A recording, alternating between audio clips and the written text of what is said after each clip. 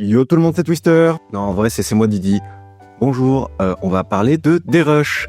Donc le but principal de ce tuto est de vous expliquer comment gérer vos rushs, donc créer des rushs en évitant d'utiliser VirtualDub. C'est aussi un de mes axes principaux, c'est pour voir que le présent est bien mieux que le passé et donc VirtualDub, bye bye. On va aborder plusieurs points dans ce tuto, notamment pourquoi VirtualDub a été et est encore un peu utilisé, mais pourquoi ce n'est plus vraiment un logiciel d'actualité. On va voir concrètement comment faire exactement le même workflow qu'avec VirtualDub dans le réencodage. On va voir comment faire ça avec la technique de la timeline, donc trier ses rushs directement dans une timeline, ou carrément le faire à la VirtualDub, c'est-à-dire de créer des sortes de fichiers, de dossiers, mais directement dans le logiciel avec vos scènes renommées, et voilà quoi, comme dans un dossier d'explorateur Windows, quoi. On va aussi voir comment réutiliser ces rushs, donc comment créer un projet de derush et le réimporter dans un projet futur. Donc voilà, la conclusion, je vous spoil, c'est pitié, arrêtez VirtualDub. On va commencer par le commencement.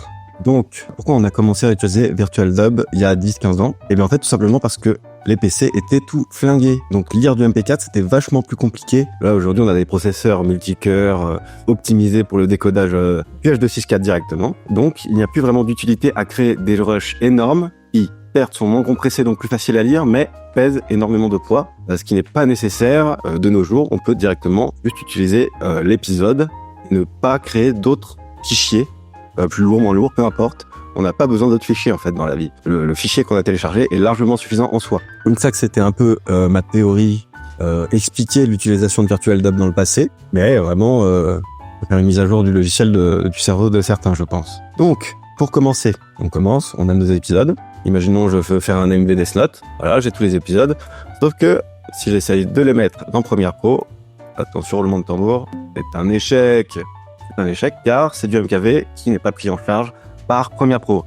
Pas de panique, la plupart des logiciels ne prennent pas le MKV. Bon, DaVinci le prend, mais si vous passez sur After après, il faudra bien vous vous retrouviez avec des rushs MP4. Donc, pour ce faire, il y a une technique très simple, ça s'appelle le réencapsulage. Personnellement, je vais utiliser Shutterencoder pour faire cette étape, mais il y a d'autres logiciels qui le font, notamment Avidemux. Donc voilà, on se retrouve avec un petit logiciel avec une interface plutôt simple. Imaginons que je veux tout faire. On va faire le cas de figure où je veux tout faire, j'accélérerai au pire si c'est un peu long. Mais normalement, c'est très rapide. Je glisse tous mes épisodes là-dedans. En les sélectionnant tous, je vais choisir la fonction. Et au lieu de choisir H264, je vais choisir réencapsulage. Là, il réfléchit, il me dit, il y a de problème d'image clé, on s'en fout. Et théoriquement, en fait, on pourrait faire le derush même dans ce logiciel, mais c'est pas ce que je veux. C'est pas faire la même chose que VirtualDub. Et là, on pourrait tout simplement réencoder des petits bouts en faisant des points in et out. Mais on veut pas faire ça. Juste avant de derusher, on va voir avec MediaInfo de quoi est composé ce rush en fait. Parce que le MKV n'est qu'un conteneur. Ça n'explique pas le codec utilisé. Donc si je vais dans la vue HTML, on va agrandir un peu. Et on voit tout simplement que c'est du HEVC, non du H265, tout simplement. Donc un format qui lui est lisible nativement dans Premiere.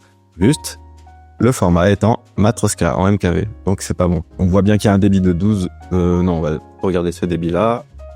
Alors le débit est de 9 mégabits par seconde, donc c'est pas un débit énorme, c'est à peu près 10 mégabits par seconde. Je prends ça comme information pour savoir si ma conversion, mon réencapsulage a bien marché. Clignez pas trop vite des yeux, sinon vous n'allez pas voir. Une fois que vous avez sélectionné tous vos épisodes, vous pouvez cliquer sur réencapsulage dans une des fonctions, ok, et vous choisissez en encapsulage, vous choisissez le MP4.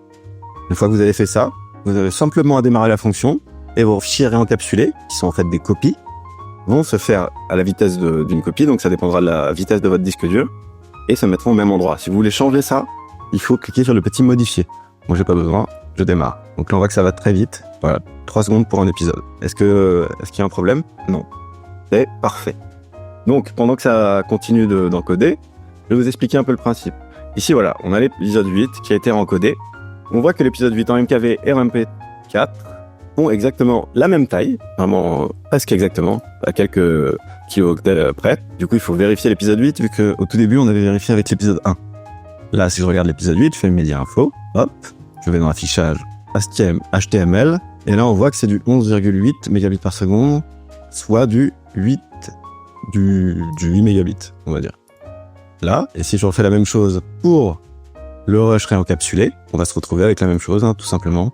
Donc voilà, on se retrouve avec les 11 mégabits moyens globaux et les 8 mégabits de débit précis. Donc là, c'est vraiment un copier-coller. On n'a rien réencodé. on ne fait que changer l'extension qui passe de MKV à MP4. Et là, si je veux le glisser dans mon fichier, Adobe va réussir à le lire sans souci. Sachez que de base, il enlève l'audio. Si vous voulez garder l'audio, il faudra choisir quelques paramètres différents. Donc là, il a terminé 13 fichiers sur 37. On va juste le mettre en pause ici et l'annuler. Très bien. Ok. Parce qu'on a assez d'épisodes pour faire la démonstration. Et donc là, le temps que je vous parle, il m'a réencapsulé 14 épisodes. C'est pas aussi rapide quand on les réencode. Quand on les réencode, même avec cet encodeur qui est très très rapide, on va faire la démonstration. Imaginons je voulais refaire l'épisode 6. Voilà, l'épisode 6 ne marchait pas. Je le glisse. Je décide de le encoder en H264. Je lui mets un débit très élevé. Ouais, le meilleur, le maximum, on met auto. Ouais, on laisse tout en auto. Et là, si je veux le réencoder en MP4, je vais juste modifier son nom. Alors, je vais aller dans Reanimer, Test Note. Je vais mettre ici un petit dossier genre test caca. Hop. Et si je fais bien l'accélération matérielle en NVIDIA, ça va aller très vite aussi. Mais plus lent que le réencapsulage, regardez. Le réencapsulage, ça a pris 4 secondes. On se rappelle. Bon voilà, je crois que les 4 secondes sont largement passées. Il me prévoit une minute d'encodage qui est très peu pour un épisode de 20 minutes, c'est déjà très très bien. Et vous allez voir que du coup, il va créer un fichier qui aura une taille différente et qui aura des caractéristiques non identiques à l'épisode de base, ce qui n'est pas du tout productif. Nous, ce qu'on veut, c'est surtout pas faire plus lourd ni plus léger. En fait, on veut la même chose, ce qui n'est jamais le cas quand on réencode. Quand on réencode, on peut approximativement s'approcher de la valeur de base du rush, enfin de l'épisode, mais le faire à l'identique, c'est vraiment avec le réencapsulage qu'on pourra le faire. Voilà, on voit que le rush pèse 3 Go, ce qui n'a rien à voir avec le rush de base, et on va tout de suite voir aussi que le débit est largement plus élevé, ce qui n'est pas du tout nécessaire, en fait. Et on va voir. Voilà, il m'a mis plutôt 20 mégabits par seconde. Concrètement, il m'a mis 19,2 mégabits par seconde. Et un maximum de 57, donc c'est vraiment abusé, ça ne sert à rien. Le rush fait 3 Go, on supprime. Donc, je vous disais, une fois que vous avez fait le réencapsulage de vos épisodes, vous pouvez les importer dans Premiere, mais là, je les ai mis comme un sauvage. En fait, il faut créer des petits chutiers. Par exemple, un chutier épisode, note, je sais pas écrire. On va mettre, imaginons que c'est tous les épisodes, je les mets dedans. Mais on va aussi créer un petit dossier pour, là c'est plus de l'organisation, pour les séquences, je la flemme de l'écrire en entier, et dans les séquences, on va créer une séquence, un dossier montage par exemple, et puis on va créer aussi un dossier des rushs, comme le tuto. Un petit dossier des rushs. Donc, pour créer votre première timeline, moi ce que je vous conseille, surtout dans un mono animé, on peut tout simplement faire un clic droit et faire une nouvelle séquence à partir de l'élément, qui va nous créer une timeline identique aux paramètres du rush. Il n'y aura aucun moyen de se tromper vu que c'est du copier-coller de paramètres.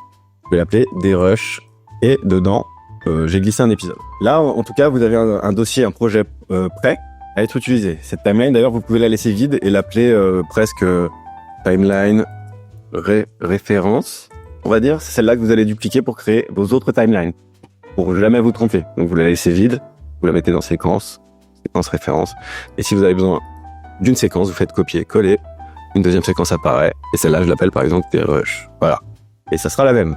Donc la magie première, c'est qu'on peut ouvrir plusieurs timelines à la fois, et qu'on peut les disposer comme on veut dans l'espace du logiciel. Donc comme toutes les fenêtres, on peut les déplacer, en maintenant le clic et en simplement déplaçant. Il va nous proposer de le mettre à l'intérieur, sur le côté droit, en haut, dans les onglets, partout. On fait ce qu'on veut. Moi, ce que je veux surtout vous apprendre, c'est comment faire un dérush, presque comme sur VirtualDub. Moi, je considère que c'est exactement la même chose. Vous voyez, il y a deux fenêtres où il y a un gros carré noir. C'est deux fenêtres de prévisualisation. À gauche, et si on ouvre un rush directement, un épisode. À droite, c'est ce que la timeline va nous dire. Donc, si je mets un épisode dans la timeline, il n'apparaîtra qu'à droite. Si je double-clique sur un des épisodes, il va s'ouvrir à gauche aussi. Et là, à gauche, vous remarquez, il y a plusieurs petits logos, notamment la parenthèse d'entrée et la parenthèse de sortie, qui sont les raccourcis I et O, comme in et out. Et là, vous vous dites, mais attends, ici, in et out, est-ce que c'est pas exactement comme dans VirtualDub, là? Et vous auriez raison. Donc là, je vais minimiser les timelines et tout, pour qu'on se concentre uniquement sur cette fenêtre. Donc là, je vais agrandir et tout. Ouf. Et là, ce que je veux faire, c'est que je peux créer un dossier qui s'appellera des rushs à la VirtualDub. Je double-clique sur le dossier pour l'ouvrir dans un nouvel onglet. Donc là, c'est le dossier, il n'a pas disparu, c'est juste que je suis rentré dedans et ça a ouvert un nouvel onglet. Et là, je vais mater mon épisode. Je veux une scène Donc je peux déplacer avec les flèches directionnelles pour faire de l'image par image.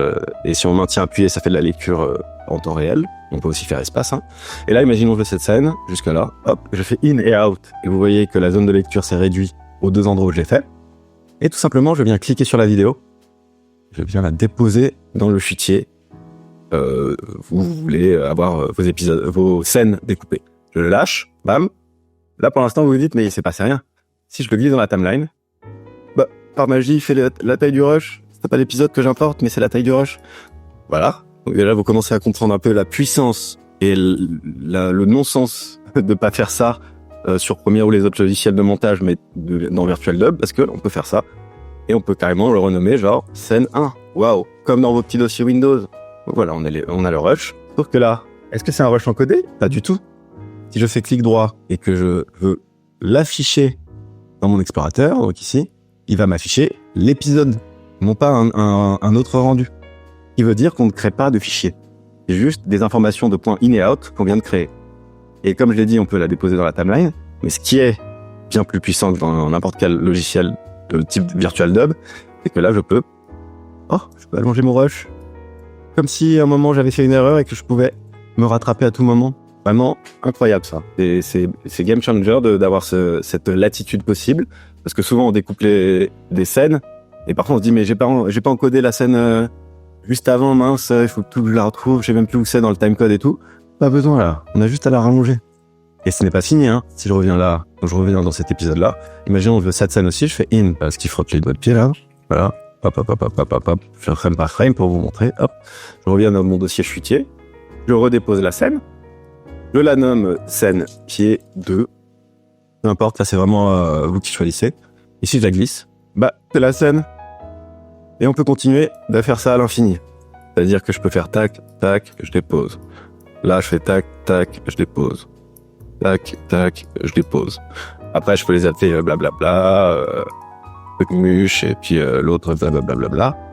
Et à chaque fois, les rushs seront bien reconnus comme des rushs découpés, mais on aura toujours la possibilité de les étendre. Un chat vient de squatter les jambes. Là, normalement, tous ceux qui connaissent Virtual Dub devraient se remettre 3 secondes en question et se dire mais oui, pourquoi je fais dans 2 logiciels alors que dans un seul, ça suffit. Eh bien, je vous pose la même question, pourquoi vous le faites? Je ne sais pas. Petite méthode qui ressemble beaucoup plus à celle de Virtual Dub, parce que là, en fait, ce qu'on vient de faire, c'est des rushs, mais sauf que quand on les glisse, il y a bien un petit bout bleu quand on navigue, mais on voit tout l'épisode. Donc, on va avoir une méthode pour qu'on ne voit que la scène en prévisualisation. Pour ce faire, je vais ouvrir un épisode au pif. Et cette fois-ci, on n'a pas besoin de la timeline du tout, donc on peut faire comme ça, on peut cacher la timeline un peu. Et on va avoir besoin que du premier prévisualiseur. Imaginons, hop, je clique sur l'épisode 8, je veux cette scène, je fais un point in, un point out. Au lieu de venir la glisser à l'endroit où j'ai mis mes scènes, je vais faire un CTRL U en ayant bien ça de sélectionner. Voilà, ça crée un sous-élément. Donc là, vous le nommez scène LAC. Et une fois que vous faites OK, il va se mettre dans votre chutier ouvert. Sauf que cette fois-ci, il n'y aura que la scène que vous avez sélectionnée. Je vais supprimer les autres pour être plus clair. Donc là, si je viens en faire une autre ici, par exemple, une CTRL U, scène Zizi, hop. Après, je vais en choper une autre ici, par exemple, hop, voilà, une autre scène, CTRL U, boum, scène caca, hop. Pourquoi elle est pas venue? Attendez, elle est partie où ma scène caca? Elle s'est mise au mauvais endroit. Je la coupe, CTRL X, et je la déplace dans le monde. Donc imaginons, j'ai toutes mes scènes là dans mon chutier, toutes les scènes que je veux. Vous avez envie de les rendre parce que vous avez que 3 scènes sur un épisode et donc effectivement les 3 scènes vont peser moins lourd que l'épisode.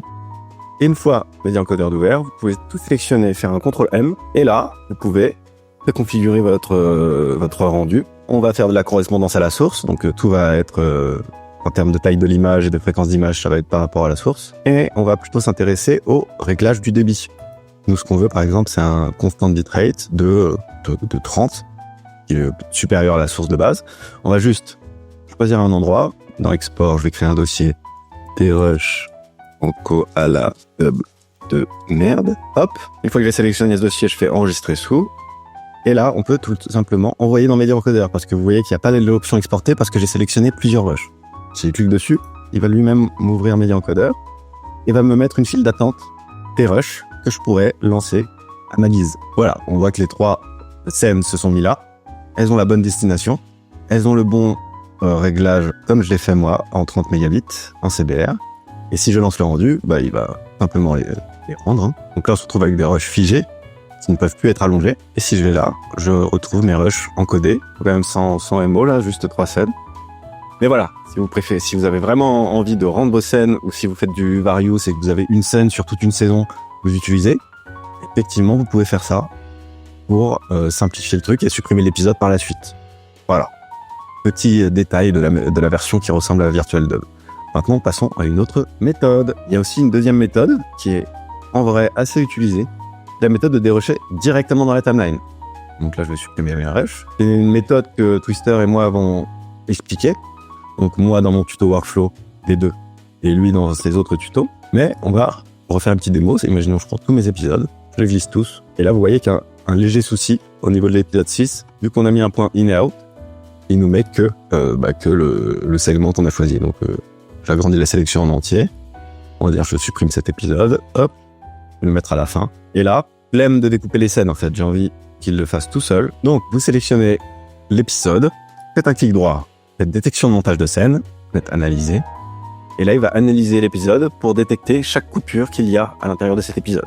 Je le fais que sur un épisode pour vous montrer et que ça soit pas trop long pour moi à record. Mais sachez que même si c'est long, c'est toujours moins long que de le faire à la main, en fait. Mais c'est possible de le faire à la main, je vous montre juste après. Et là, on se retrouve avec un bloc bizarre. Mais si on zoome, en fait, on voit que l'ordinateur m'a découpé chaque coupe qu'il a détectée. C'est-à-dire que là, si je fais play, hop, scène d'ordi, scène d'ordi, scène d'ordi, boum, scène du mec, boum, scène de l'ordi, boum, scène du mec, boum, scène de la télé ordi. Donc vous comprenez le principe, il a fait une coupure pour à peu près toutes les scènes. Les scènes d'action ou les scènes avec beaucoup de mouvements ou de trop grandes différences de visuels entre deux frames vont peut-être poser problème, notamment dans les openings. Ici, si je zoome, on voit le problème. Bam. Cette scène a été découpée 2 fois. Et pas ici. L'ennemi des scènes, c'est le changement trop brut entre deux images, là, ou, quand il n'arrive pas à couper, c'est à cause des fondus. Ce ne sont pas pour lui des cuts, donc il va l'interpréter comme quelque chose de continu. Pas de problème, si vous voulez joindre une coupe, vous cliquez droit sur la coupe, et vous faites joindre la coupe. Si vous voulez rajouter un point de coupure, alors ici par exemple, vous pouvez soit prendre l'outil cutter, qui est ici, soit cliquer sur le raccourci clavier que vous êtes auto-attribué. Voilà. Et là, j'ai tout simplement fait la coupe. Mais pour les fondus, en général, je fais une autre coupe ici et je supprime le bloc du milieu, qui est un fondu donc presque inutilisable, quoi. Voilà, vous avez compris le principe. On accélère notre vitesse d'exécution en attendant un peu que l'ordi fasse le travail. Voilà. Problème, pas de problème. Mais il y en a qui préféreront le faire à la main, ce genre de découpage. Et donc, tout simplement, ils vont venir ici, dans la timeline. Et à chaque fois qu'ils ont une scène qui leur intéresse, ils vont appliquer une coupure, avancer, attendre la prochaine, qui a aussi un fondu, refaire une coupure avec le raccourci choisi, etc., etc. Une coupure. Hop, imaginons j'aime bien cette scène de poubelle. Avec les flèches directionnelles, je me déplace dans la tête. On pourrait dire que je me déplace pas, mais c'est juste que l'image ne bouge pas, en fait. Voilà, j'attends, j'adore ce rush de poubelle. Je veux le garder à tout prix, voilà, il est là. Ensuite, vous avez toute cette histoire de mettre les rushs les plus importants le plus haut possible. C'est-à-dire ce rush de poubelle, je le mets au niveau 1. C'est un niveau très ouf. Par contre, le papy qui répond au téléphone, attends, c'est ouf. On va tout de suite le mettre au niveau 3, mais là, hop, on le découpe, on attend la fin, il blablate, blablabla, blablabla, blablabla, blablabla. Voilà, changement de scène, le cut, et si cette scène est importante pour moi, je la mets, par exemple, niveau 4, carrément. Etc., etc. Ça, vous pouvez le voir dans le tuto que j'ai fait sur mon workflow. Moi, j'utilise personnellement cette méthode de dérush dans la timeline parce que je fais du various. Mais, rien n'empêche d'utiliser cette timeline découpée pour revenir dans notre dossier des rushs et venir glisser déposer les rushs. Je l'appelle rush timeline des rushs. Et si je le reglisse, incroyable, il fait la taille du rush. C'est vraiment limpide et game changer. Imaginons que ce premier épisode, ça soit tout mon dérush. Je supprime tout le reste. On imagine, hein, j'ai pas envie de faire un vrai MV pour un tuto. Donc là, j'ai ma timeline dérushée. Imaginons je veux la garder à tout jamais. Eh bien, il suffit tout simplement de garder l'épisode qui a été utilisé, de sauvegarder votre projet. Et je vais vous montrer si je crée un nouveau projet ou si j'en ouvre un autre. Par exemple, Make It Random, sachant que quand j'ouvre un projet premier, l'autre reste ouvert. On peut ouvrir plusieurs projets premiers en même temps. Donc il y a soit la méthode simple du copier-coller, où on va tout simplement venir prendre la timeline dans notre premier projet. Je vais sélectionner le dérush Death Note. l'appeler. Là, je laisse note, je fais une sélection, je fais un CTRL-C, je vais dans mon autre projet, qui est un projet de DRush, de musique, je le colle tout simplement, et il va m'importer à la fois l'épisode et à la fois la timeline. Si je double-clique, la timeline est là, il n'y a pas de souci. Comment je fais là pour récupérer sans avoir les deux projets ouverts? On va dans notre tuto DRush, hop, je vais dans mon projet, là où j'ai mis mon projet premier tuto DRush, je viens le glisser-déposer, et la première me propose plusieurs choses, de tout importer ou d'importer uniquement les séquences sélectionnées. Moi, vu que je fais un projet exclusivement pour le DRush, et que vous aussi vous pouvez faire ça, hein, c'est simple, vous enregistrez une copie, vous supprimez toutes les autres séquences, à part celles qui vous intéressent, vous faites importer, hop, ok, allez, va réfléchir. Voilà, il nous ouvre le projet, nous on va aller dans séquence, DRush, on va cliquer sur la séquence qui nous intéresse et on va faire OK, qui revient au même que ce qu'on vient de faire tout à l'heure. Donc là, on se retrouve avec un dossier DRush vide, on peut remettre ça là-dedans, et si je l'ouvre, bam, on a les mêmes choses. Il y a le cheval là. Donc voilà, le transfert de DRush est plus que simple, surtout avec la possibilité d'ouvrir plusieurs projets en même temps et de faire de simples copier-coller. Vous n'avez pas du vrai Dynamic Links, mais c'est ce que je trouve le plus puissant dans la suite Adobe, c'est que les copier-coller marchent entre logiciels, mais aussi dans le même logiciel, c'est-à-dire avec plusieurs projets. Donc là, je pense qu'on est pas mal. On a vu pas mal de choses. Et donc la conclusion, c'est vraiment que je ne comprends pas à quel moment ceci peut être zappé au profit de VirtualDub. Je comprends que les gens se soient habitués, mais il y a des habitudes, comme fumer, qui méritent d'être arrêtées. N'est-ce pas, Diego? Le chat, c'est quoi? Ah, un chat terroriste, Donc, là, je ne sais plus quoi faire pour vous, si vous n'avez pas compris l'avantage de le faire dans une timeline ou dans un logiciel de montage quelconque, qui aura toujours cette petite fenêtre de prévisualisation. On peut venir ouvrir et on peut faire des layouts là-bas. Le chat, il fait n'importe quoi. Donc voilà, c'était moi Didi. J'espère que ce tuto vous aura aidé à ouvrir les yeux sur cette méthode de DRush. Et on se dit à la prochaine pour des prochains tutos. Salut!